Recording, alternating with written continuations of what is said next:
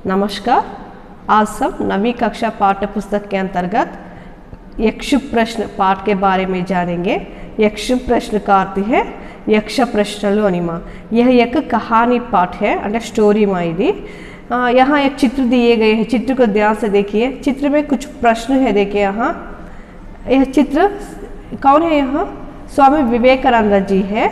यहाँ कुछ प्रश्न है, देखिए ईश्वर क्या है अंडे भगवंतुडु ఏంటి और ఎవరు, जन्म के पहले हम क्या थे అంటే పుట్టడానికి ముందు మనం ఎవరు, మనం ఎలా ఉన్నాం, మనం ఏంటి, मृत्यु के बाद हमारा क्या होगा, मृत्यु అంటే చనిపోయిన తర్వాత మనం ఏమవుతాము, ईश्वर अगर है तो क्या उसे देखा जा सकता है, ఒకవేళ భగవంతుడు अगर కాటే ఇఫ్ అనిమా, ఒకవేళ భగవంతుడు ఉంటే మనం అతన్ని చూడగలుగుతామా। ఈ క్వశ్చన్స్ అన్ని स्वामी विवेकानंद जी के मन में उत्पन्न हुए थे। ఈ క్వశ్చన్స్ అన్ని అతని మనసులో పుట్టిన క్వశ్చన్స్ ఇవన్నీ। మనకి ఏదైనా క్వశ్చన్స్ డౌట్స్ వస్తే ఏం చేస్తాం, ఎవరిని అడుగుతాం, మన టీచర్ని అడుగుతాం। అలానే स्वामी विवेकानंद जी उनके गुरु थे रामकृष्ण परमहंस। ఈ स्वामी विवेकानंद వాళ్ళ గురువు రామకృష్ణ పరమహంస। అతన్ని ఈ క్వశ్చన్స్ అన్ని తిను అడిగిండొచ్చు। नेक्स्ट చూడండి, इनके जीवन से हमें क्या संदेश मिलता है।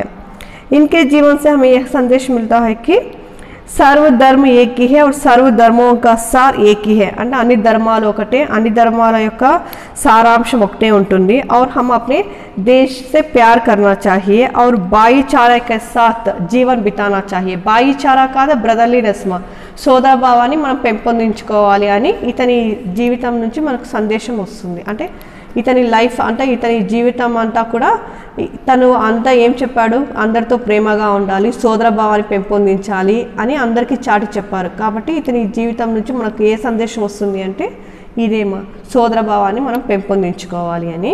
पाठ की ओर देखिए। यह एक कहानी के महाभारत काल की कहानी। महाभारत काल తెలుసు కదమ్మా, అప్పుడు జరిగిన స్టోరీ ఇది। यह घटना కదా సంఘటన, ये इंसिडेंट महाभारत काल की है। महाभारत कालंలో జరిగిన స్టోరీ ఇది। यहाँ देखिए, उस समय पांडव द्रौपदी सहित 12 वर्ष के वनवास पर थे। ఆ టైంలో ఎప్పుడైతే ఇన్సిడెంట్ జరిగిందో ఆ టైంలో उस समय आ टाइम लो पांडवुलु उन्नारु कदमा, पांडवुलु 5 मंदी कदा, पंच पांडवुलु द्रौपदी सहित, द्रौपदी सहा, सहित काटे वित्, द्रौपदी कलसी 12 वर्ष के वनवास पड़ते, 12 years वनवासंलो उन्नारु। అంటే వనవాసంలో ఉండడం అంటే వాళ్ళ రాజ్యాన్ని వదిలిపెట్టి అడవుల్లో పోయి ఉండడం అన్నమాట, వనవాసంలో ఉన్నారు। एक दिन अचानक एक ब्राह्मण पांडवों के पास आया। ఒక రోజు సడన్ గా ఒక బ్రాహ్మణుడు, अचानक काटे सडनली सडन गा ఒక బ్రాహ్మణుడు పాండవుల దగ్గరికి వచ్చాడు। के पास काटे नियर।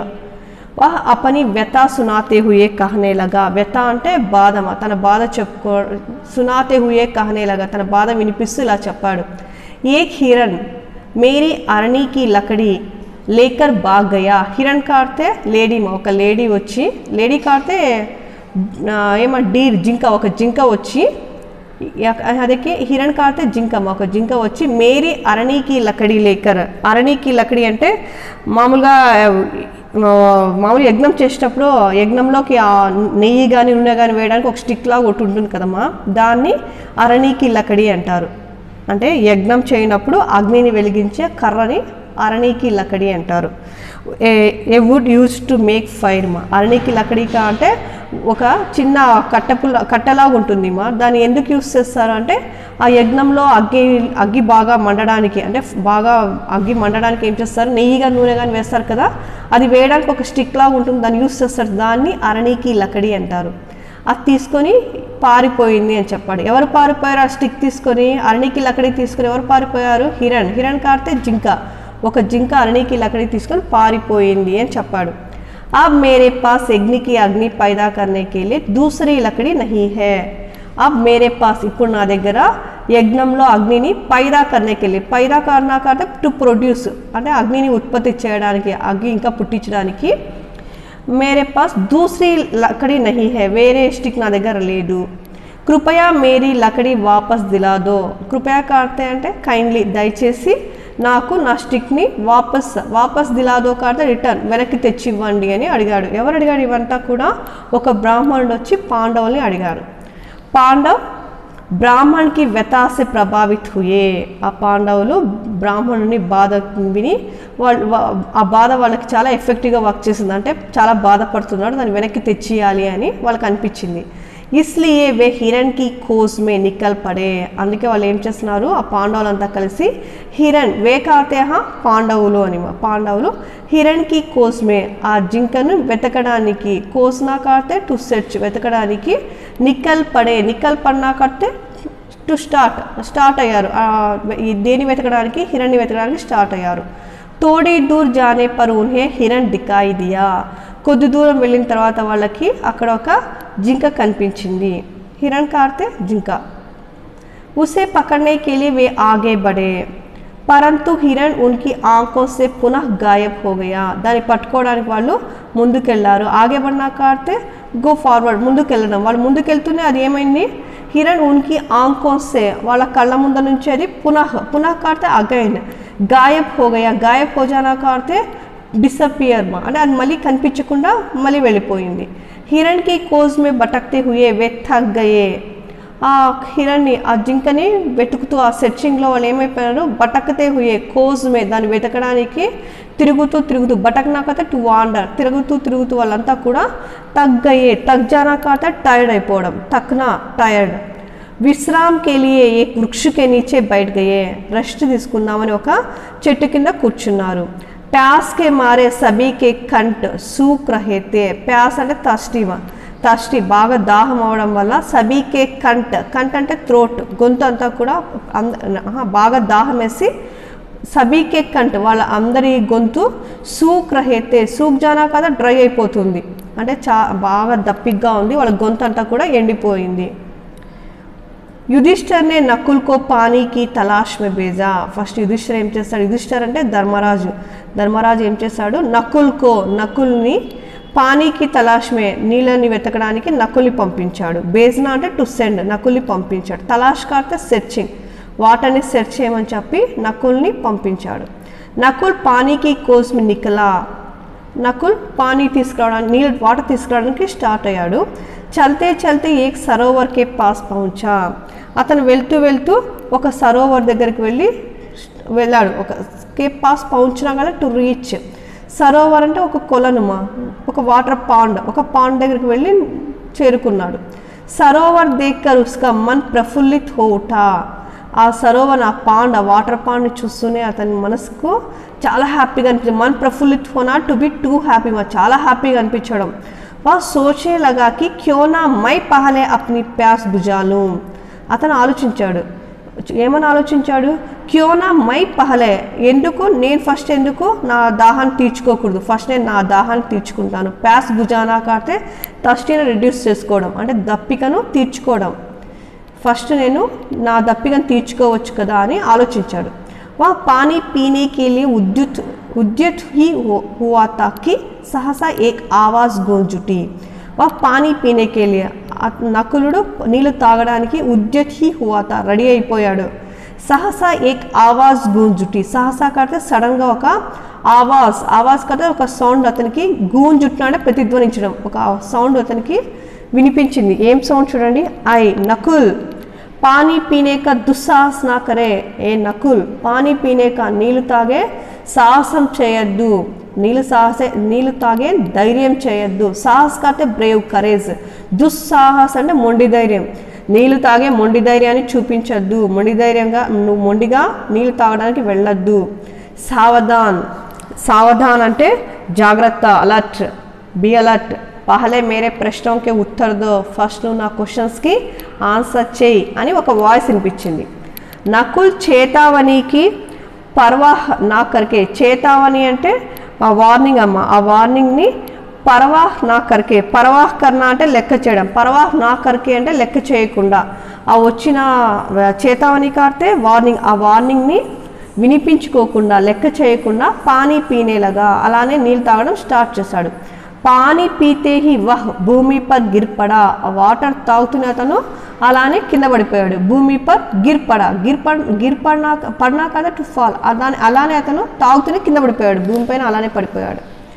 బహుత్ దేర్ తక్ నకుల్ కే నా లౌట్నే పర్ युधिष्ठिर को चिंता सताने लगी, చాలా టైం వరకు, బహుత్ అంటే చాలా, మోర్ అని, దేర్ తక్ టైం చాలా టైం వరకు నకుల్ నా లౌట్నే పర్ రిటర్న్ రాకపోయేటప్పటికి యుధిష్ఠర్కి దిగులు వేసింది. చింతాకాతే వరి దిగులు అతనికి దిగులు అనిపించింది, ఎందుకు ఇంకా నకుల్ రాలేదు అని. ఉన్హోనే ఉస్కి కోస్ మే బారీ బారీ సే అంటే అతన్ని వెతకడానికని బారీ అంటే 1 by 1 ఫస్ట్ ఒకరి తర్వాత ఒక టర్న్ అనమాట, ఒకరు కనిపించలేదు ఇంకొకరిని అలా ఒక్కొక్కరికి పంపించాడు. బారీ అంటే 1 by ఒకరి తర్వాత ఒకరిని.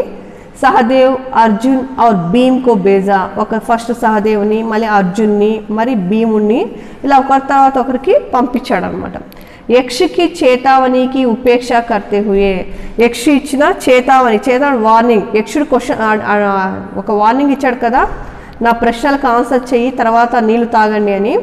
అలా యక్ష ఇచ్చిన వార్నింగ్ని ఎవ్వరు కూడా లెక్క పెట్టకుండా ఉపేక్ష అంటే నెగ్లెక్ట్ చేస్తూ ప్రతి ఒక్కరు కూడా సరోవర్ తట్ పర్ ప్యాస్ బుజానే కా ప్రయాస్ కియా, ఆ సరోవరం ఒడ్డులో, తట్కారితే బ్యాంక్ ఆర్ షోర్మ, ఆ ఒడ్డులో ఆ పాండ్ వాటర్ పాండ్ ఉంది, కొలను ఉంది కదా, కొలను ఒడ్డులోనే ప్యాస్ బుజానే కా ప్రయాస్ కియా దప్పిక తీర్చుకోవడానికి ప్రయత్నించి.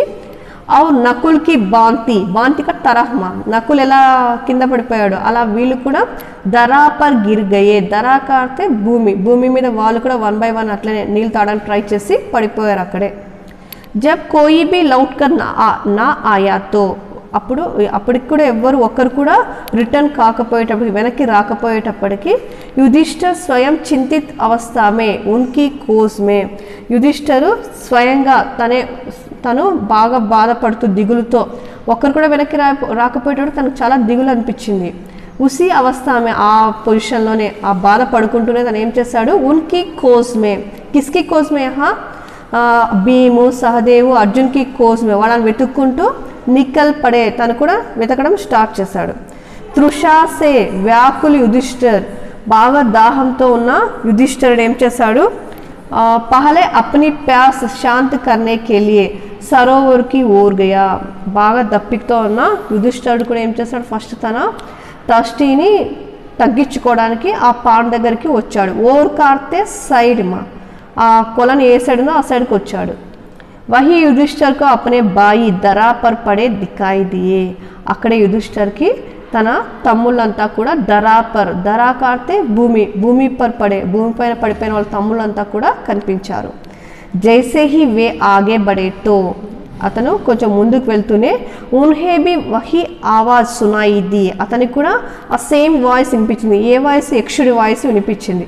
యక్షుడు చెప్పాడు కదా ఫస్ట్లోనే మేరే ప్రశ్నకే ఉత్తర్ దో అని చెప్పి గట్టిగా, అలా ఇతనికి కూడా ఒక వాయిస్ వినిపించింది. వాయిస్ ఏంటో చూడండి, సావధాన్ అలర్ట్, తుమ్హారే భాయియోనే మేరీ చేతావనికి ఓర్ ధ్యాన్ నహీ దియా, మీ బ్రదర్స్ అంతా కూడా మేరీ చేతావని కదా వార్నింగ్, నా వార్నింగ్ని ఎవరు కూడా వినిపించుకోలేదు. ధ్యాన్ నహీ దియా, నా వార్నింగ్ని నా వార్నింగ్ ఎవరు కూడా జాగ్రత్తగా వినలేదు. ఇస్లియే ఉన్కి యహ్ దశా హుయి, అందుకే వాళ్ళకి ఈ స్థితి వచ్చింది. దశా కార్తే పొజిషన్, పరిస్థితి, ఈ పరిస్థితి వాళ్ళకు వచ్చింది. యది తుమ్ పానీ పీనా చాహతే హో తో పహలే మేరే ప్రశ్నకే ఉత్తర్ దో, నువ్వు ఒకవేళ నీళ్ళు తాగాలనుకుంటే ఫస్ట్ ఆ క్వశ్చన్స్కి ఆన్సర్ చెప్పు. ఫిర్ అపని ప్యాస్ బుజానా, ఆ తర్వాత నువ్వు నీ థర్స్టీని తగ్గించుకో, ఆ తర్వాత నువ్వు నీళ్ళు తాగు, ఫస్ట్ నా క్వశ్చన్స్కి ఆన్సర్ చెయ్యి అని యక్షుడి యొక్క వార్నింగ్ తనకి వినిపించింది. యుధిష్ఠర్నే కహా శ్రీమాన్, యుధిష్ఠర్ చెప్పాడు సార్, శ్రీమాన్ అంటే అయ్యా, సార్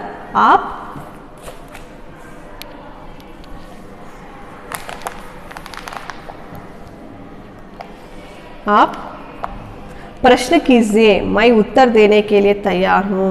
సార్ మీరు క్వశ్చన్స్ అడగండి, నేను ఆన్సర్స్ చెప్పడానికి రెడీగా ఉన్నాను. యక్ష ఫస్ట్ క్వశ్చన్ ఏమడిగాడు చూడండి, మనిషి కా సాత్ కౌన్ దేతా హే, మనిషి జతలో లైఫ్ టైం ఎవరు ఉంటారు, మనిషికి ఎవరు సహాయం చేస్తారు. సాత్ దేనా కార్తే సహాయం చేసేవాళ్ళు, తోడు అంటే ఎవరు తన జతలో ఉంటారు అని. సాత్ కౌన్ దేతా అని ఎవరు తనతో ఉంటారు, మనిషి జతలో ఎవరు ఉంటారు. యుధిష్ఠర్ ధైర్య మనుష్యకా సాత్ దేతా హే, ధైర్యమే మనిషికి తోడునిస్తుంది. మనిషికి తోడు ఎవరు అంటే ధైర్యమే మనిషికి తోడు అని యుధిష్ఠర్ ఆన్సర్ చేస్తున్నారు. యక్ష వా కౌన్ సా శాస్త్ర హే జిస్కా అధ్యయన్ కరికే మనుష్య బుద్ధిమాన్ బంతా హే, యక్షుడు అడిగాడు అది ఏ శాస్త్రము, దాన్ని చదవడం వలన మనిషి చాలా బుద్ధిమంతుడు అవుతాడు అని చెప్తున్నాడు యుధిష్ఠర్. कोई भी शास्त्र ऐसा नहीं है, ఏ శాస్త్రం కూడా అలాంటిది లేదు. महान लोगों की संगति से ही मनुष्य बुद्धिमान बनता है, గొప్ప వాళ్ళ సాంగత్యంలోనే మనిషి బుద్ధిమంతుడు అవుతాడు. నెక్స్ట్